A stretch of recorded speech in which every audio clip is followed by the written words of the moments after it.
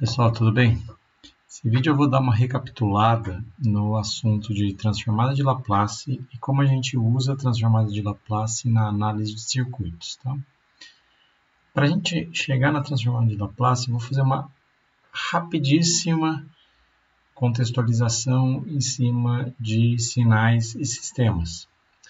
Então, para começar a história, o que são sinais? A definição é que sinais são funções de uma ou mais variáveis independentes que contêm informações sobre o comportamento de algum fenômeno. Então, pode ser, por exemplo, a temperatura que a gente lê em um termômetro. Se a gente for traçando o valor dessa temperatura de acordo com a variação temporal, a gente tem então aí um sinal de temperatura. Pode ser o sinal de tensão que você lê de um termopar. E aí, com isso, então, você tem um sinal de tensão que é proporcional à temperatura também. Ou pode ser muitas outras coisas. Por exemplo, os preços de alguma ação na bolsa. Como isso varia no tempo, isso também é um sinal. E o que é um sistema? O sistema é definido em função do sinal. E sistemas são entidades que recebem sinais e respondem a esses sinais, produzindo então outros sinais. Então, sistemas são entidades que transformam sinais. Tá? E por que eu estou falando sobre isso? Porque nós vamos estudar um grupo muito especial de sistemas, que são sistemas lineares e invariantes no tempo. Essa classe de sistemas, elas, como o próprio nome diz, elas têm uma relação entre o sinal de saída e o sinal de entrada que é linear, e essa relação não varia no tempo. Então, se eu tenho um certo sinal que eu coloco ali, e eu sei qual é a saída dele, eu posso sempre fazer uma relação linear entre esses dois sinais. E se eu colocar esse sinal agora ou daqui 10 mil anos nesse sistema, se o sistema estiver funcionando ainda, a saída tem que ser exatamente igual. E para essa classe específica de sistemas, que a gente chama de SLIT, né, sistemas lineares invariantes no tempo, é possível provar que se eu colocar uma senoide na entrada com uma certa frequência W, ômega, a saída também será uma senoide com a mesma frequência ômega. Tá? Isso vai ser muito importante, porque isso que motiva toda essa análise com transformadas. Então a gente começa pela transformada de Fourier, que foi proposta no início do século XIX pelo Jean-Baptiste Fourier.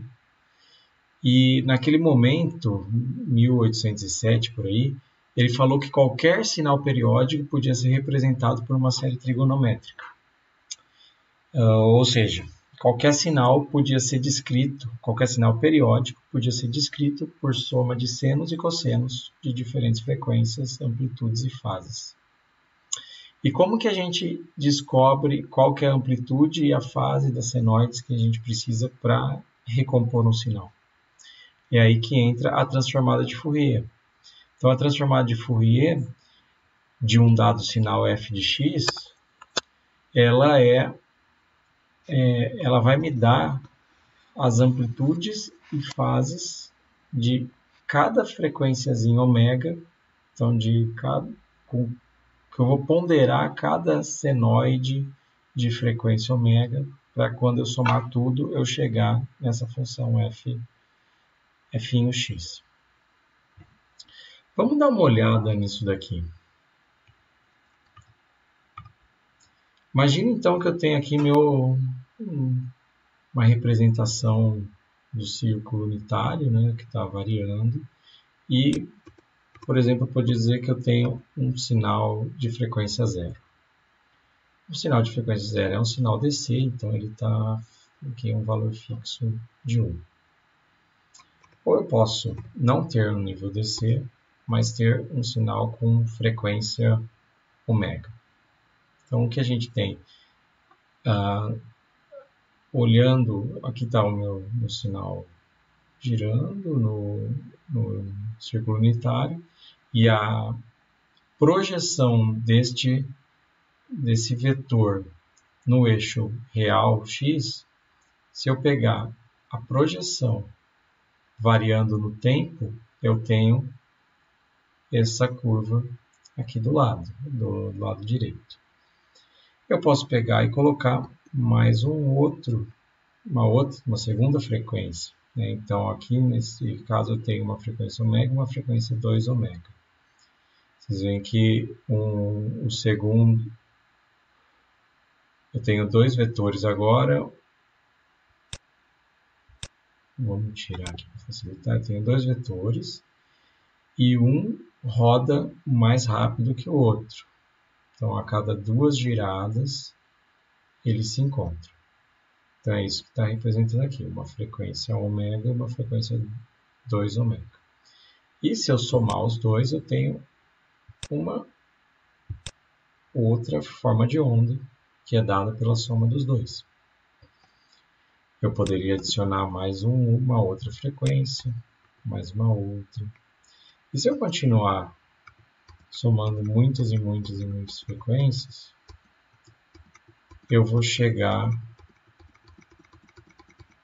num impulso. Ele vai ficar cada vez mais próximo de um impulso.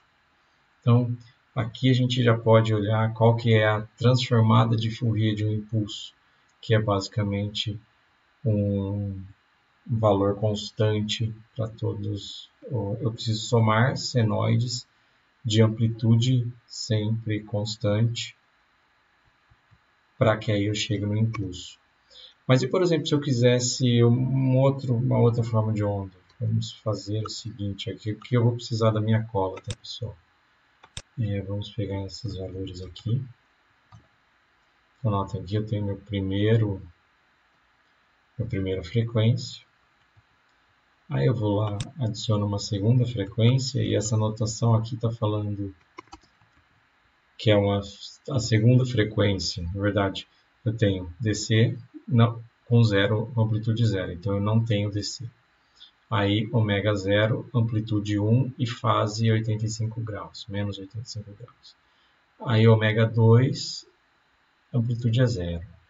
3 vezes ômega, eu tenho amplitude de 0,33 e fase de 76. Aí eu posso ir lá e adicionar agora uma terceira componente, ou seja, ômega 4 eu deixei com amplitude 0 e ômega 5 tem amplitude 0,2 e fase 67. E posso adicionar mais alguns. Opa, acho que aqui deu alguma coisa. Então, vocês veem, aqui eu adicionei 1, 2, 3, 4, 5, 6, 7 componentes. Eu posso ir lá e adicionar ainda mais outras 3 componentes.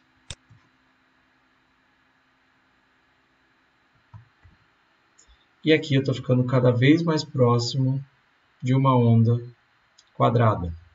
Então, eu estou somando várias senoides e a soma dessas senoides resulta numa onda quadrada.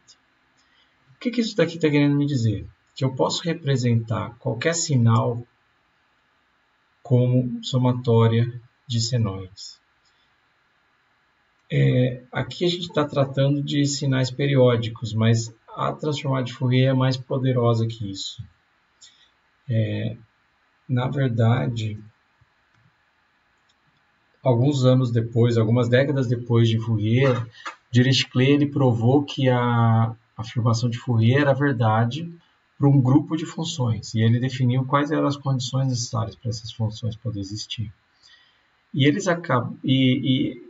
esse processo acabou mostrando que as funções que são válidas para a transformada de Fourier não são somente as funções periódicas. Qualquer tipo de função pode ser descrita ou pode ser descrita como uma somatória de senoides. Tá? Um detalhe importante do que Dirichlet mostrou foi que, para que exista a transformada de Fourier, o sinal precisa ser limitado, ou seja, ele tem que ter uma integral do módulo da função que seja menor que infinito. Então, eu não posso ter um sinal que exploda para infinito em algum ponto. Se isso acontecer, não existe transformada de Fourier. Isso aconteceria, por exemplo, se eu tivesse um sistema instável, um sistema cujo a saída tende a infinito. Então, para generalizar esse arcabouço matemático, em vez de se usar a transformada de Fourier, criou-se uma transformada mais genérica, que é a transformada de Laplace. Então, a transformada de Fourier, vocês vão lembrar, ela era a integral da função vezes e elevado a menos j ômega t, integrado no tempo. A generalização da transformada de Fourier substitui o j-ômega por S, onde S é um termo sigma real, mais o j-ômega de Fourier. Então, agora, em vez de eu estar somando senoides, eu estou somando senoides amortecidas. Tá? É só isso que muda. Mas isso me dá uma capacidade de trabalhar com diferentes tipos de sistemas, ou com sistemas, avaliar se o sistema é instável ou não. E caso o sistema seja estável, aí eu posso usar a transformada de Fourier, certo?